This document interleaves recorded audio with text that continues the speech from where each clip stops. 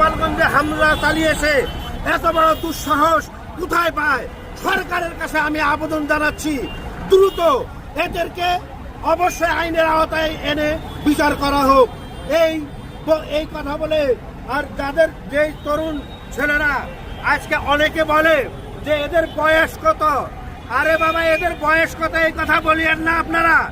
আপনারা এই দেশটাকে যদি ভালো চান, আপনারা যদি এই দেশটাকে সংস্কার চান, এই দেশে যদি যারা খুন জুলুম নির্যাতন হত্যা করেছে যারা, এবং এই তরুণী এবং ছাত্র জনতাকে যারা রাস্তার উপরে নিরস্ত্র অবস্থায় যেভাবে গুলি করে হত্যা করা হয়েছে, এবং তাদেরকে দ্রুত বিচারের আওতায় নিয়ে আসে এবং আওয়ামী লীগের কর্মকাণ্ড সম্পূর্ণরূপে নিষিদ্ধ করতে হবে।